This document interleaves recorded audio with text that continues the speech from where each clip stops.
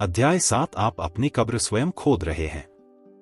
International commerce centre के शेयरों के बाद लियो ने अपना कारोबार बंद कर लिया और पूरी रात चुप रहे। नादिन ने गाड़ी पर भी ध्यान केंद्रित किया। ब्लैक रोल्स रॉयस कार की भीड़ भारी सड़क पर घूम रही थी, जबकि अन्य एनबीएसएलओ उसके लिए रास्ता बना रही थी। या अन्वेषक में अचानक एक दबी हुई कराह ने कार में तोड़ दिया। मैं कहाँ हूं? क्रिस को सच आया, फिर उसने अपना सिर हिलाया। लियो कोहेन, यह तुम हो? बहुत जल्द उसने देखा कि लियो उसके बगल में है और वह बुरी तरह डर गया। टूटा। लियो ने अपनी ओर से देखा। जाग रहे हो? तुम क्या चाहते हो? अगर तुमने मुझसे एक उंगली भी छीन ली तो लॉसन परिवार पीछे छूट जाएगा। क्रिस ने फिर से देखा। लियो पर ऐसे रॉकेट्स ने मानो दुर्जय शत्रु का सामना किया हो। उसके वास्तुशिल्प पर तूफानों की बूंदें। तुम अपने आप को क्या समझते हो? लियो तिरस्कार मुस्कुराया। जैसा कि मैंने कहा, मेरा एकमात्र लक्ष्य केट लॉसन है। तुम्हारे पास एक मोहरे के अलावा कुछ नहीं है। मेरे पास तुम्हारे लिए समय तोड़ने का समय नहीं है। ये शब्द कठिन होने वाले थे, लेकिन फिर भी क्रिस ने राहत की सांस ली। अगर कुछ भी हो, अब उसकी जान को कोई खतरा नहीं था। उन्होंने हकलाते हुए कहा, लियो। मिस्टर कोहेन, अगर आप मुझे नुकसान नहीं पहुंचाएंगे तो आप मुझे क्या देंगे? लियो ने क्रिस की ओर से एक अर्थपूर्ण नजर डाली, जिससे वह फिर से मानसिक रूप से भयभीत हो गया। ऐसा लग रहा था जैसे वह आंखों के सामने कुछ भी छिपा न सके।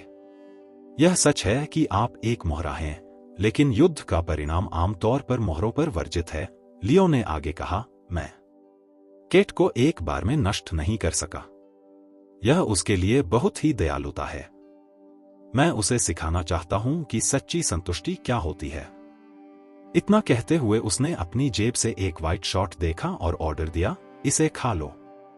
यह क्या है? क्रिस का दिल धड़क उठा। जहर?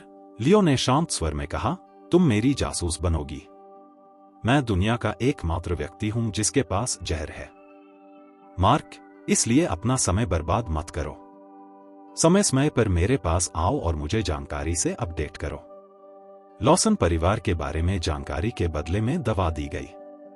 बेशक, आप इसे किसी का विकल्प नहीं चुन सकते हैं। नादिन, लियो ने कहा। हां, सर, ऐसा कहा गया। एक ब्लेड ने क्रिस के गाल को तोड़ दिया और उसकी पुतलियां डर गईं। यह आप पर अनुमोदित है, लियो ने याद किया। मास्टर। क्रिस का चेहरा सामने आया और नीलगाय हो गया, लेकिन अंत में जहर निगल लिया गया। लियो ने जैसा कहा था कि उम्मीद थी, आदर्शहीनाट रुख दो और कहा, नादिन, उसे छोड़ दो। गाड़ी एक धीमी आवाज के साथ रुकी और क्रिस के कार से बाहर निकलने के बाद वह पुनः सड़क पर आ गई। 10 मिनट बाद कार एक समृद्ध व्यापारिक क्षेत्र में रुकी। ऊंची इमारतों के बीच में सबसे ऊंची और सबसे शानदार इमारत खड़ी थी, अंतर्राष्ट्रीय वाणिज्य केंद्र। लियो कार से उतरा और नादिन को जाने का इशारा किया। उसने अपने सामने खड़ी भव्य इमारत की ओर देखा। जैसे जैसे उसका चेहरा दृढ़ होता गया, लिडिया, एमिलिया, मैं आ रहा हूं। जैसे ही वह अंदर जाने वाला था, औपचारिक कपड़े पहने 2 महिलाएं एक व्यावसायिक वाहन से उतरी, जो फिर भूमिगत पार्किंग स्थल की ओर बढ़ गया। यह रेबेका और कैरोलिन थी। कैरोलिन ने लंबा चेहरा बनाया और रेबेका उसके साथ अच्छी तरह से तर्क कर रही थी। कैरोलिन, चिंता मत करो, इस बार मैं तुम्हारे साथ हूं। यह तो बताना ही पड़ेगा कि तुमने उस परेशान करने वाले आदमी को भगा दिया, और यदि आप ऐसा नहीं करते तो भी मैं वही करता। जहां तक तुम्हारे पिता की बात है, मैं उनसे बात करूंगा। जब तक हम आज दोपहर नीलामी जीत जाते हैं, तब तक उनके पास कोई पैसा नहीं रहेगा। आपत्तियां। हम तभी कैरोलिन का चेहरा थोड़ा चमक उठा, यह सोचते हुए कि अगर हम बोली जीत जाते हैं तो हम और अधिक आश्वस्त हो जाएंगे। बोलने के लिए वे दोनों प्रवेश द्वार की ओर चले गए।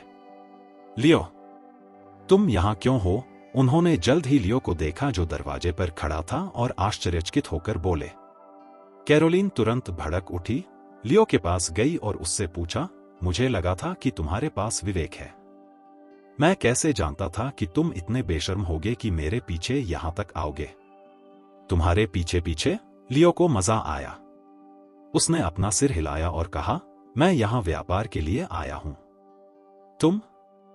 क्या तुम जानते हो कि इस इमारत का उपयोग किस लिए किया जाता है ना? रेबेका ने स्पष्ट तिरस्कार के साथ उत्तर दिया। उसकी आंखों में मैं समझ गई। कैरोलिन कुछ सोच रही थी और उसने लियो को अजीब तरीके से देखा। तुम यहां एक दिन के लिए आए हो? नौकरी के लिए इंटरव्यू है ना? यह अच्छी बात है कि तुम नौकरी ढूंढना चाहते हो, लेकिन तुम इसके लिए यहां आए हो। यह जगह अभिजात वर्ग के लिए है, आम लोगों के लिए नहीं। उचित शिक्षा और योग्यता के बिना आपकी तरह। लियो ने असहायता से अपना सिर हिलाया, फिर उनकी उपेक्षा की और इमारत की ओर चल दिया। अरे, तुम क्या कर रहे हो? कैरोलिन तुरंत बीच में खड़ी हो गई और बोली, मैंने तुमसे कहा था कि तुम ऐसा नहीं कर सकते। वहां जाओ। तुम्हें मुसीबत क्यों मोल लेनी है? अगर तुम्हें नौकरी ढूंढनी है तो मैं अपने दोस्त से पूछ सकता हूं कि क्या ढूंढूं। मैं तुम्हें निर्माण स्थल पर नौकरी दे रहा हूं, पुराने समय की याद में। चले जाओ, लियो ने दहाड़ते हुए कहा, जिसमें चेतावनी के साथ एक ठंडी भावना भी थी। कैरोलिन पूरी तरह से अचंभित रह गई और 3 कदम पीछे हट गई। वह लड़खड़ाते हुए अपने टखने में मोच ले आई, क्योंकि उसने 2.5 इंच ऊंची एड़ी के जूते पहने हुए थे। दर्द के कारण वह हांफना। मैं आपको पुराने समय की याद में एक चेतावनी भी देता हूं, मेरे रास्ते से दूर रहो। लियो का स्वर राक्षसी था, ठंडा। उन्होंने फोर्ड परिवार के लिए वह सब कुछ किया जो वह कर सकते थे, और अब उन पर उनका कोई कर्ज नहीं था। लिडिया और उनकी बेटी की तुलना में कैरोलिन का उसके लिए कोई मतलब नहीं था। तुम मुझे खतरनाक दे रहे हो, कैरोलिन ने लियो की ओर से कहा और संकट से उबड़ खाबड़ हो गई। हालांकि सुरक्षा इतनी पतली हो गई कि एक आदमी ने उससे पूछा और अधीरता से पूछा, चुप हो, चिल्ला क्यों रहे हो? आप कौन हैं? हम वर्जिल कॉरपोरेशन से हैं और हम प्रदर्शनी के लिए यहां आए हैं। इस आदमी का इससे कोई लेना देना नहीं है। बोली लगाने की तैयारी नहीं है, लेकिन कार्यक्रम स्थल में विशेष सामान का इरादा है। लोपेज, सुरक्षा प्रमुख, उन्होंने चिल्लाते हुए कहा। श्री फोर्ड की आज की बोली बहुत शानदार है। अगर कुछ होता है तो, अगर कुछ गलतियां हुई तो इसके लिए आपको ही जिम्मेदार होना होगा। फिलिप घबरा गया। उन्होंने लियो को एबीवीपी से देखा, वॉकी टॉकी दिखाया और 1 से अधिक बार फोन किया। एक प्रिय रक्षक, अलविदा लियो। मां, चलो। कैरोलिन ने लियो को विश्वविद्यालय के विपक्ष से देखा, फिर इंटरनेशनल स्कूल में छोड़ दिया गया। रेबेका के साथ वाणिज्य केंद्र। ध्यान से सुनो, आज एक महत्वपूर्ण दिन है।